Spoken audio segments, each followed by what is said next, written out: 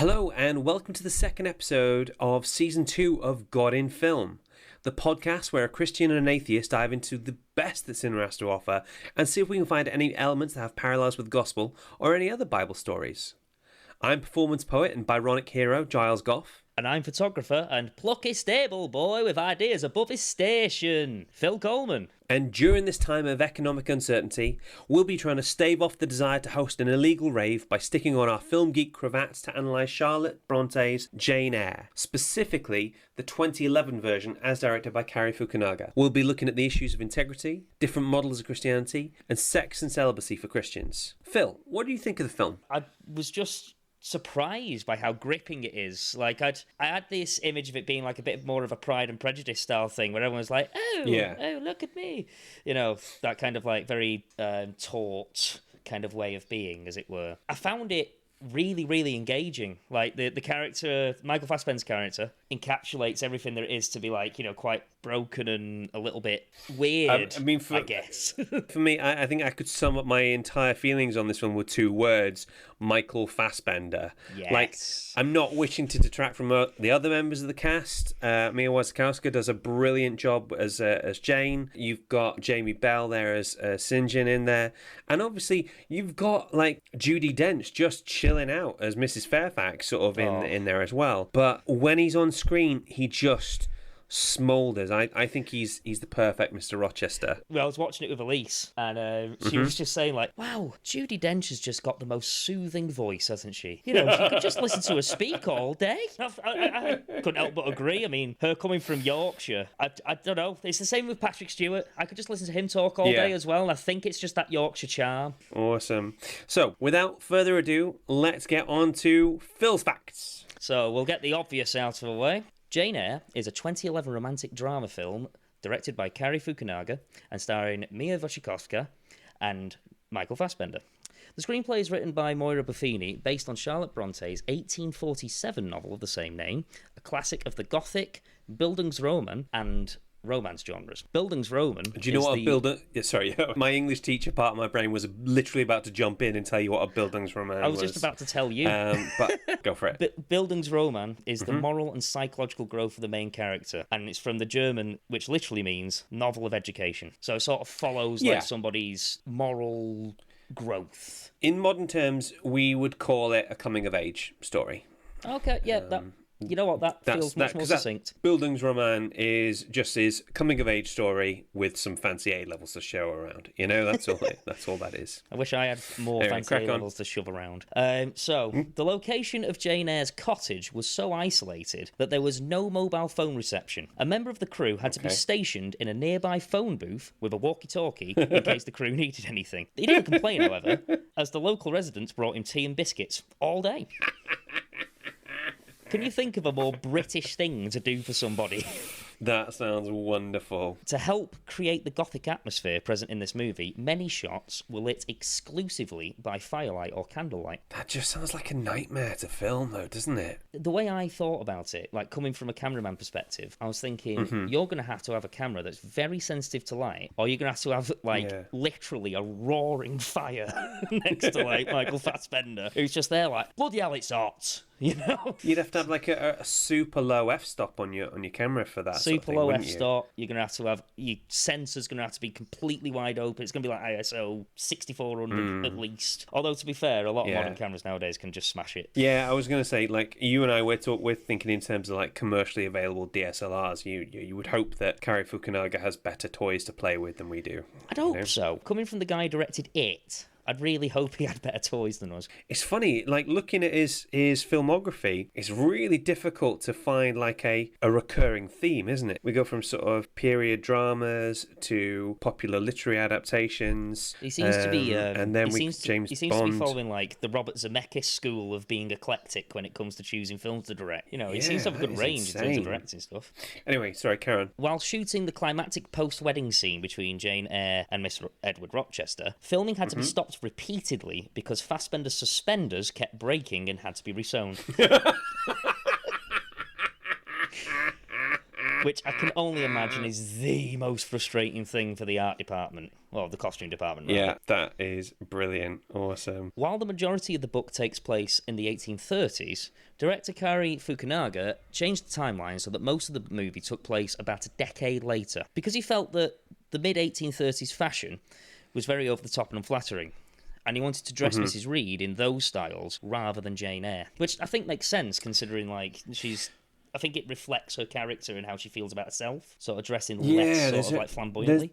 Just shows the depth that a filmmaker is willing to go to make those kind of choices and changes, you know, because it's not the sort of thing that we would pick up on, you know, with a very sort of reductive version of history. It's like you've got, for the 1800s, you've got the Regency period where some fun stuff happened. Then you've got the Victorian era where nobody had any fun for about 70 years. It's well documented, actually. Then there's... Just look at Queen Victoria. Yeah, exactly. You know... And then it's Charles Dickens and misery porn all the way through. So yeah, no, that's fascinating. Sorry, this is not something I mentioned in my script, but this is something I found out today. The guy that plays Richard Mason in Jane Eyre, in the 2011 version, his name is Harry Lloyd. And it's funny you should mention Charles Dickens, because Charles Dickens is his great-great-great-grandfather. Oh, wow. I only found it out today. He's the same guy who played Viserys in Game of Thrones, and he was in The Family of Blood, the Doctor Who episode. I didn't clock that it was the same guy, but I did know that Viserys was related to Charles Dickens. Yeah, I didn't know that, and I was like, what? It was just like mental, considering his name's not really Dickens. Cool. So Ellen Paige was the first choice for the lead role, but withdrew when production was delayed. Mia Wasikowska was later cast. I kind of wish you hadn't told me that now, because I can't unsee that Ellen Paige version, and I would have loved to have seen Ellen Paige as Jane Eyre. I think she would have been absolutely perfect for that. I think she would have played she's got that sort of like demeanour, I think, that would play that character really well, just naturally. Yeah, definitely. Oh well, not that Mia did a bad job, but you know, you when it comes to actors, you have your favourites, don't you? Of course, yeah. And Ellen Paige she's got the chops, and she'd be able to do it, I think, really well. Director Kari Fukunaga wanted a scene to illustrate how much Mr. Rochester's presence at Thornfield Hall disrupted the lives of its permanent residents. So he wrote the dinner scene, in which Mrs. Fairfax, Jane, and Adele Varens try to carry on conversation whilst Mr. Rochester fires a gun right outside the window. This scene does not take place in the novel, but it's in the... And in this movie's commentary, Fukunaga explains that it was the only original scene written for the movie. It's a great scene as well. Can you imagine that moment as the producer or as the person adapting the novel, when the director comes in and says... So it's great, but could we have a few more gunfights in there? I mean, watching the film as well, that particular scene, he doesn't appear to be fighting out. He just seems to be shooting off into the distance. Yeah. This is basically rich people squared, you know? They just shoot stuff because they can. Unfortunately, that is not a theme that has gone away. You know? Yeah, you can see that a lot. Anyway, last one. Director Fukunaga chose not to film any footage of Thornfield Hall burning down, because he wanted this movie to feel like the novel, which is entirely first person from Jane's perspective.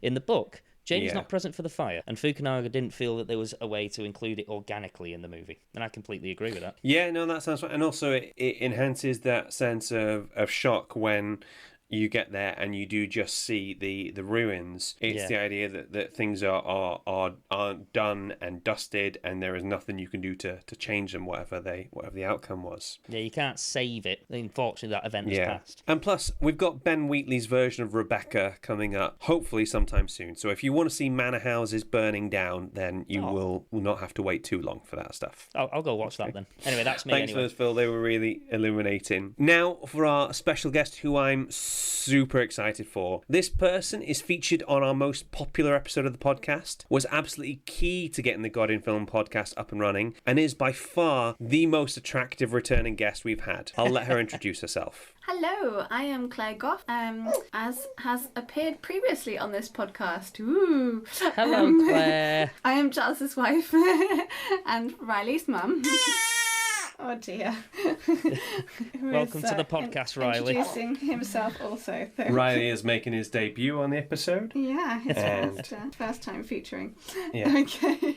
And I am also giant Jane Eyre fan. Yeah, absolutely massive fan. For those of you listening, our son Riley was born 6 weeks ago, and we're desperately trying to get this episode out to you guys. So he's going to be joining us. Sincerest apologies if you hear some crying thrown in there. It's either Riley or Phil. It's difficult to tell. It's usually I'll be me. talking at this pace. Yeah. In order to get this done before Riley wakes up. And now it's time for Finding the Faith in the Film. Da da da da da da. I can't tell you how much I've missed that. I'm so excited to hear that again. All right, Clash, do you want to kick us off? So, today we are looking at Jane Eyre. Yeah, the 2011 film with Mia Wasikowska. I really like this film. It's not my favourite adaptation of Jane Eyre because there's a lot that they don't include from the books, but I know that that's kind of inevitable because the book's really, really dense. And she's a little bit too pretty for my liking. Jane Eyre's meant to be a little bit ugly. She's a bit too pretty. But I'll find a way to be okay with it. I love that. I love the facts. Like, yeah, you know what? The film was great. Michael Fassbender. Oh, peak performance. But you know what? She's wearing too much of that good face. Yeah, face is too pretty.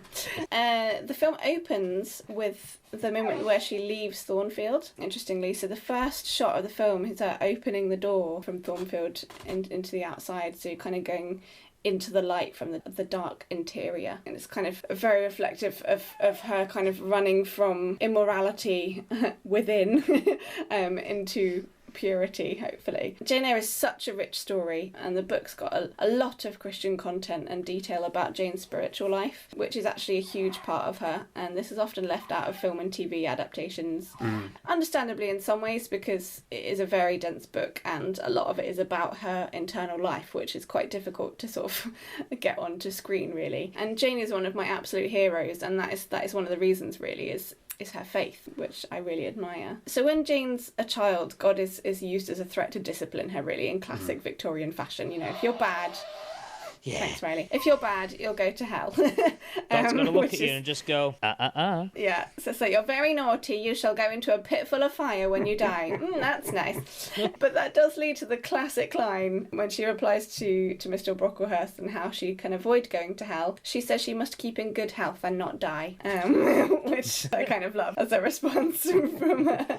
Yeah, I'm just trying not to crawl. Yeah. Yeah. That's her method of staying out of the pit of fire. He's a nasty piece of work, is that Mr. Brocklehurst as well. Oh, he's a real dick, isn't he? Yeah.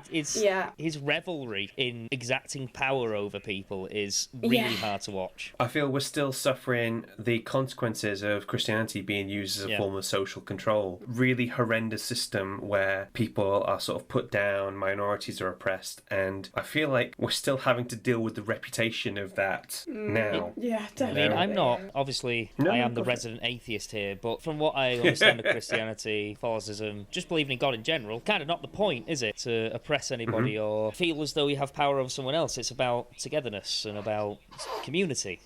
And, you know, so to use that as a form of control, a form of oppression, well, you're not, to my mind, from what I understand, truly a Christian. Yeah. The other thing to factor in Mr. Brocklehurst is obviously his hypocrisy. I was just going to say, it's really horrific in the book when you see Mr. Brocklehurst use religion as an excuse to deprive the girls in the school. So he goes on about mortifying their flesh in order to purify their soul, which basically means starving them and keeping them in these horrendous conditions. It's just an excuse, like you say, to exert power over them. And he says that all while parading around his wife and daughters who are dressed in finery and have whatever they want. You know, it's pretty horrific. It's not great.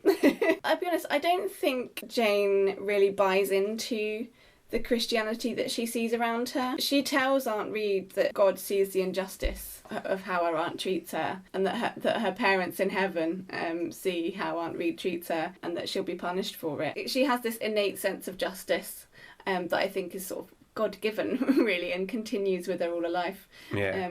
That she has as a child, which is interesting. So when she gets to school, she meets Helen, who has a much gentler faith than anything she's seen before. And Helen teaches her about sort of bearing with suffering and injustice. She says, when this line is in the film, life is too short to spend nursing animosity, which is great and really good advice. Yeah. Helen is, as a character, is a little bit away with the fairies. A little bit of a Luna Lovegood kind of vibe to her. Yeah, I think she's meant to be very spiritual. Her faith is really real for her.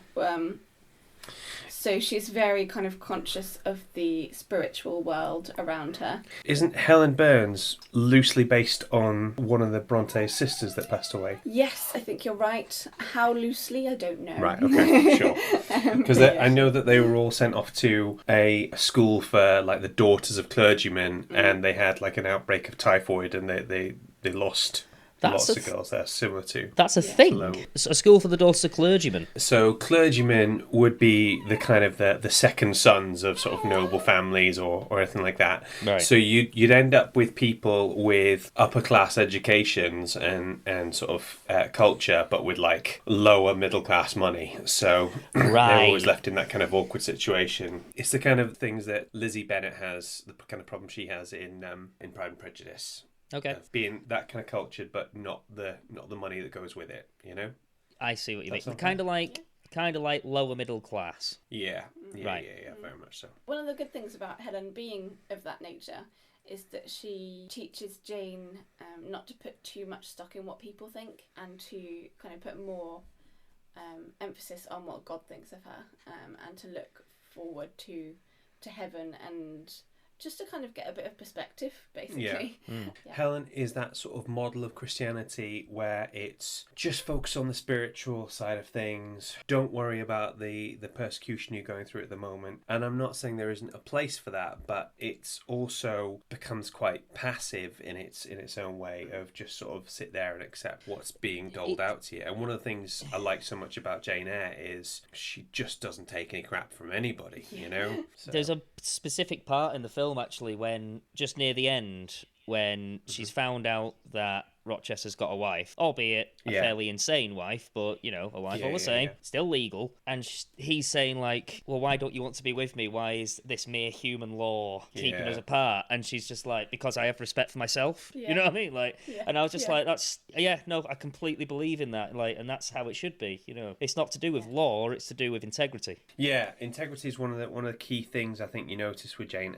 And also, I feel like in modern day terms, integrity is one of the important parts of being a Christian, knowing there's certain things you have to stick to irrespective of what any pressures from the world are saying about, you know? And I find it particularly pertinent with this film because, in simple terms, this is a story about two people who just want to get off with each other. Oh, yeah. You know? Yeah, basically, yeah. There's some very fancy clothing, but that's the basis of it, you know? If That's one of the best things about the book is their chemistry is just frazzling. Yeah. Through. It's so intense. if you strip back all the sort of like the fancy language and all of the sort of like the frilly clothes, it'd just be like, I proper like you, Jane. I think you're dead nice. Yeah, you're not right yourself, Mr. Rochester, sir. One of the things I find gets shown up here is that there's a key concept I've always felt in Attraction was the idea that somebody will say something that you didn't expect them to say. Yeah. That somebody can surprise you, particularly in those early stages. I find that thoroughly enjoyable and really, really impressive. And I feel like you and I have got that in our relationship as well. You know, I certainly have it with me and Elise. Well, that's why I married her. Exactly. Yeah, so like I say, in the book there is a character called Miss Temple who's a teacher at the school. And between her and Helen, they teach Jane about a much more mature faith than what she's seen before. And much of it is about self-control and not putting too much stock in worldly things. And she just learns to kind of temper her passion and rein in her impetuous nature a little bit. And Helen encourages not to worry too much about what other people think of her, but to think of God's opinion and of her eternal soul kind of thing.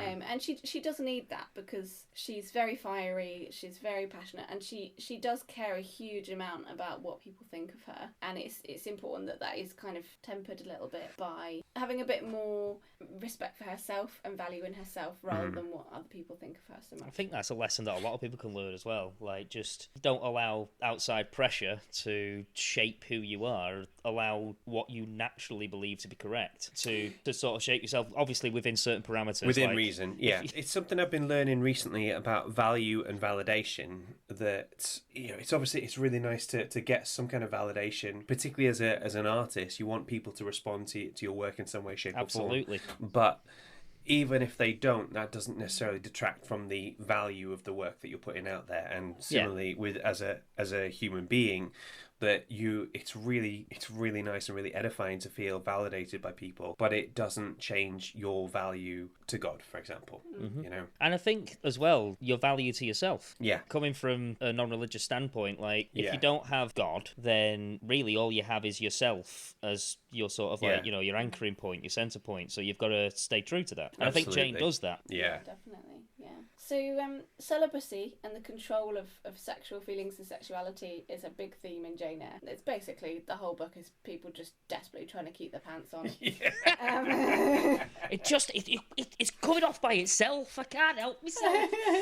Yeah. So in the film, after the aborted wedding attempt between Rochester and Jane, Rochester tries to persuade Jane to stay with him. She's sorely tempted. She's very tempted. So she literally flees, and that's how the film starts, with this key moment, this decision to run away from what she sees as sexual immorality that he's offering her. And Rochester argues, who would care that we weren't married? Who are we going to be hurting by doing this? But she would know, and God would know, and she has to have respect for herself.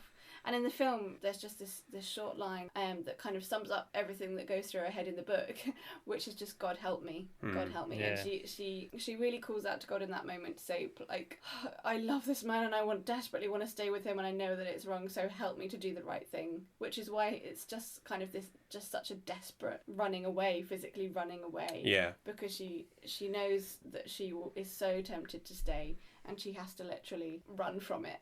Yeah, so I think for a lot of people, celibacy is the most difficult part of being a Christian. You know, there tends to be a culture, particularly within sort of born-again Christian circles, where people get married super young, ridiculously so. And I was a Christian at 14, and I got married at 34, so I had 20 years of celibacy. Now, to put that into perspective for you, it was like I had just gotten out of prison, but all the time. You cannot, like, on being married and being able to take part in the sexual union that we have.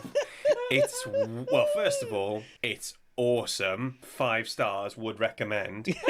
And secondly, it turns out I'm quite good at it, which is really nice because Claire's also quite good at it too. There's a line that I believe that it might have been the bassist of Green Day said about Green Day, saying, this band is a little bit like sex. When we're good, we're really good, and when we're bad, we're still pretty good.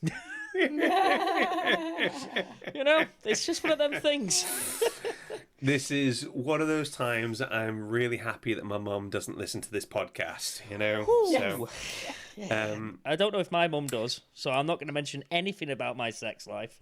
And it was also weird because after you're able to have sex, all of a sudden you're able to think about other things, It's like this. It's like a gate has been opened to you. There's so much of your brain that is now available to focus on other stuff, There's a Luke Besson film with Scarlett Johansson that's a little bit like that, but it's very, very, it's very left field, So I just felt it's sort of that aspect of what difference would it make? Who's going to know? If we really love each other, does it matter? We're going to get married anyway. All those kind of arguments you hear time and time and again. You start to know who you are then when you get those kind of things thrown at you, and when you're still able to hold off from it, Yeah. I don't want to brag about celibacy because we pushed the envelope pretty flipping far, Just if you want to not tell me anything, that'd be fine. Yeah. No comment. But it's one of the key things, one of the things that's really important, and I just love to see it being exhibited in this film here. Yeah. Yeah. You know? The notion of celibacy to me is, to be honest, quite alien. Point in my life where I thought, yeah, I suppose so. It's not something that I can begin to know how it might even feel to make that choice, for one, but also to make that choice not just for you, but for something you believe in as well. I don't have a frame of reference for that, so I do not know how that must feel. I remember I became a Christian at 14, and I didn't find out about the celibacy thing until a few weeks or months afterwards. So there was a moment to it where it was like, wait, what? I can just imagine you just burst into a church, staring at the statue of Jesus and just being like, right, you and me have to have a word. You said nothing. You said nothing about this. All I can say is at 14, it came in very useful to have an excuse as to why you're not having sex. Well, I'm really sorry, guys. I'd love to have the sex, but I've got a note from my deity, so I don't know what to tell you. Yeah. Out of this awkward situation. I've got a note from my deity. That is the best excuse. And strictly between you and me, being able to tell a girl, it's like, yeah, no, I really do find you attractive, and I can definitely see there's a chemistry here, but I just can't have sex with you, and I'm really sorry, is like catnip to so many girls out there, you know? Girl knit, if you will. But you don't have to. Anywho. Anyway, moving rapidly on. We'll probably cut this bit out. It's fine. Maybe. I'm just going to read a little bit from the book here. So this is when the aborted wedding has happened, and she's on her own in a room at the moment, and she's just desperately trying to make the decision to leave. And she's thinking, let me be torn away then, I cried. Let another help me. No, you shall tear yourself away. None shall help you. You shall yourself pluck out your right eye, yourself cut off your right hand. Your heart shall be the victim, and you the priest to transfix it. Damn.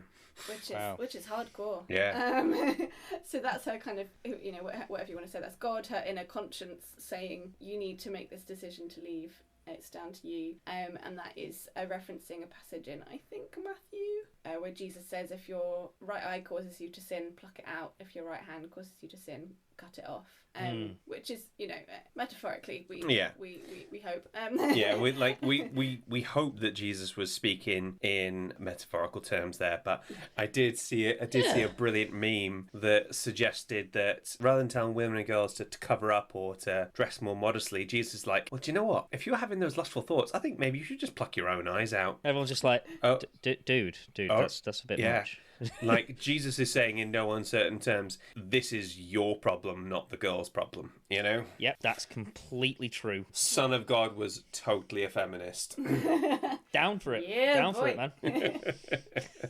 So yeah, and again, this is another bit from the book. I care for myself. The more solitary, the more friendless, the more unsustained I am, the more I will respect myself. I will keep the law given by God, sanctioned by man. I will hold to the principles received by me when I was sane and not mad as I am now. Laws and principles are not for the times when there is no temptation. They are for such moments as this, when body and soul rise in mutiny against their rigour. Stringent are they, inviolate they shall be.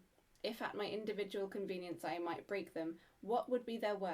They have a worth, so I have always believed. And if I cannot believe it now, it is because I am insane, quite insane, with my veins running fire and my heart beating faster than I can count its throbs. Oh, wow. She's such an intense girl, and I flipping love her. That is gangster, isn't it? Yeah.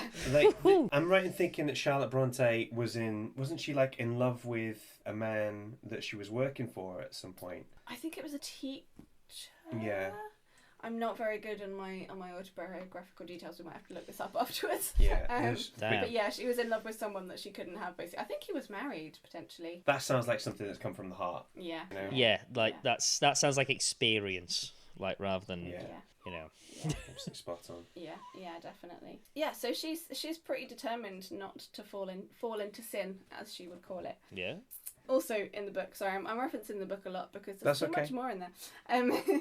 So before their failed wedding, Jane is determined to keep her head and not be tempted into intimacy too soon. And it's actually really enjoyable to read that period before their wedding, when she teases Rochester absolutely mercilessly, because she's just trying really hard not to kind of lose herself and, you know, kind of get ahead of herself. And she's like, we're not going to end up having sex before we get married because, you know, that'll be a disaster. So she's just horrible to him, basically. like you got to understand it in context. There were plenty of sort of lords out there that would seduce a governess or a maid or something with the, yes, we're totally going to get married, everything's going to be fine, and then when they get their way, they change their mind. So Jane has no problem saying, yeah, you want it, you got to put a ring on it, you know. Yeah. Basically proto-Beyonce. Yeah. Absolutely. Yeah. So she's really prickly with him, but she says she knows that actually he loves it, and it keeps him sharp. And keeps the relationship fresh, you know? Yeah, yeah. Yes, it does. So it's pretty great. Darn. I think I'm scared of her. This girl knows what she's about. Yeah, she does. Absolutely. Despite all of this, she doesn't reject passion and sexuality altogether. She's a very sexual being, to be honest. She's very attracted to Rochester. We see this side of her nature in how things end with St. John, who is another character who comes up later on. So he's the guy that rescues her when she's half dead outside their house, basically, when she's run away, but she's got no way to support herself, and she's essentially starving and dying of exposure. And he comes across her. He's a very religious and pious man, but he's really cold and unfeeling. And he tries to persuade Jane of God's design for her. He wants her to go off and become his wife and be a missionary. But really, it's what he wants for her. He's saying this is God's will for you, but really it's his will for her. And this is something Christians do so much. Like, God wants this, God wants that, and actually it's just that's what they want. I think sometimes people can use that as a bit of an excuse. He seems like a proper sort of like, in inverted commas, nice guy who is you know what I mean? It's that exact personality. He's bordering on an incel, really, isn't he? Absolutely, that is absolutely it, actually. I didn't want to say incel, but that's correct. You should come to India with me and you should be my wife because that is what God wants for you. Yeah, it's like he's saying, it's my right. You have come to me, I rescued you, so you should help me out. And it's like, no, that's not how this works. And again, this is another part of being a Christian and being 14 and everything. You think, oh, I'm a nice guy, girls should like me. And it takes you a long time to work out that those two things are not in any way, shape or form connected. You should be a decent human being because that's just what you should be, that is minimum standard for humanity. There was a verse that I was reminded of when talking about St. John, and it's from 1 Corinthians 13 verse 1 and 2, right before the love is, one of the most famous passages, the love is patient, love is kind, that sort of thing. The classic wedding verse. Yeah, the one that they trundle out for every wedding. Did we do it for us? No, we didn't do it for ours because we're cool. Yeah. There's a verse that comes just before it. If I speak in the tongues of men or of angels, but do not have love, I am only a resounding gong or a clanging cymbal. If I have the gift of prophecy and can fathom all mysteries and all knowledge, and if I have a faith that can move mountains, but do not have love, I am nothing. St. Paul was writing that to his first letter to the Corinthians, and I love that because it hits the nail right on the head that you can do all these things, you can be all these things, but if that love isn't resonating out of you, then what is the point of you? And that's what I feel like with St. John. He's one of the other models of Christianity I wanted to talk about. This idea of a piousness and a sincere sort of heart to seek God, but without the love that you need to back it up. He seems to be following the path of God, but sort of at the behest of his humanity. Like he isn't really seeing other people's point of view at any point. He's just kind of like, well, there must be a cause and effect. I did this, you do this for me. Come on, let's do this. And it's like, not really. And what is interesting is that Jane says of him that she thinks it's even worse because he does have feelings in there. He does have feelings for people, but he just absolutely crushes them with piety and religiousness. He just doesn't seem to have really any compassion. It's kind of have to have that, if you're going to follow a path true. So throughout the film and the book, we see these different portrayals of what it means to be a Christian. We've got the hypocrisy of Mrs. Reed and Mr. Brocklehurst, who want to have all the appearance of being religious and being Christian, but are cruel and selfish, and the faithfulness and devotion of St. John, but which is without love or generosity of spirit. And Jane is passionate and loving, but she tempers that with faithfulness to God's will, even when it costs her everything. And ultimately, that works out for her good. So I think she's meant to be kind of held up as a good balance of the two kind of thing, you know, that she has the feeling, but she also has the sense. Absolutely. There was one last issue that I wanted to talk about, and it's one thing that I feel like the story swerves quite sort of deliberately. Have you ever heard of the phrase being equally yoked? I have. I don't get it, but I have. Okay. Equally yoked is a frankly clunky term used to describe a very basic concept. So a literal yoke is like the wooden crosspiece that is placed on the shoulders of two animals as they pull a plough or a cart. Oh, I see. So if you're not equally yoked, then one's going to pull ahead or pull away, this sort of thing, you know? What it's come to mean in sort of modern terms is don't be in a relationship with someone whose faith is not the same as yours, okay? So 2 Corinthians 6:14, we've got St. Paul again saying, do not be yoked together with unbelievers, for what do righteousness and wickedness have in common, or what fellowship can light have with darkness? And what that's basically saying in simple terms is that, or at least the way it's interpreted, is if you're a Christian, you probably shouldn't be marrying a non-Christian. You know, and in other terms, if you're like an established Christian, if you've been a Christian for a long time, you probably shouldn't be marrying a new Christian. You know, That's interesting. Have you never heard that? No, I've never heard that. Oh, okay, all right. Because you where you are on your journey of faith is very different at that point. You know, and a lot of people can really rail against that, and it sounds very reductive. But to give another example, if you wanted kids, could you see yourself marrying somebody who doesn't want kids? I couldn't, because how would you reconcile each other's choices, each other's sort of like wants and needs? There's no way. Absolutely. Yeah, and this is the lesson I learned about my relationships. I think for me the most important thing is with and the person you're with is that you share values. Yeah. You have to have the same values. You can have completely different interests and you know come from completely different backgrounds, but you have to share values. Otherwise, you're just coming from completely different places and you're going in completely different directions. Yeah. Yeah. Like Claire, I've had relationships in the past with non-Christians, and it's mind bending because you're so compatible on so many different levels, but this one fundamental thing you're at means you're both looking out at things in different directions, and it's an absolutely key thing. It just means that you should share the same values, and it's so important having those conversations ahead of time. Now, for my money, I can't tell whether Mr. Rochester is a Christian, but I can definitely say with a level of confidence that his faith isn't nearly as strong as Jane's is. And I feel like, I don't know what you think of this criticism, but I think Charlotte Brontë is just kind of ignoring that because reasons. I don't know that it's ignored necessarily, because it is addressed. Like, he talks about, he knows that the way he's living is wrong. Like, his lifestyle, because he's so unhappy with the way his life's turned out and the fact that he's stuck married to this crazy woman, which has issues in and of itself. I could get into the whole feminist blah blah blah. Yeah. Let's not. We love our feminism. We're like, go feminism. It's your birthday. But this episode is running on quite long as it is. Yeah. We'll need another episode for that. Yeah. So he basically goes out and shags whoever he wants and just lives the life that he wants because he thinks he deserves it and because he's just like, I don't care anymore. He's a rich property owner in the middle of the 1800s. The entirety of civilization is basically telling him that he can do that, you know? I feel like the term with him would be just lapsed. Like, I feel like his fundamentals are still somewhere deep inside, but he's just... I completely agree. He's just not feeling it anymore because life's dealt him a bit of a dab hand kind of thing, so he's just not really... I don't know. Yeah. I think I he feels hard completely done agree. by. Yeah, and I think, you know, you see this with people. Something bad has happened to them in their lives, and it means they're angry at God and they think, why should I follow the right way or what I've grown up with or what I've been taught when this is what's been dealt me and I'm going to do what I want. And I think that's kind of where he's coming from. Yeah, I think the way Brontë addresses this issue of the house burns down and Rochester basically is humbled by going temporarily blind, as if that's a thing. Temporarily? I thought he was just blind. He gets some sight back. He got better. He doesn't get all of his sight back. He gets some sight back. Yeah.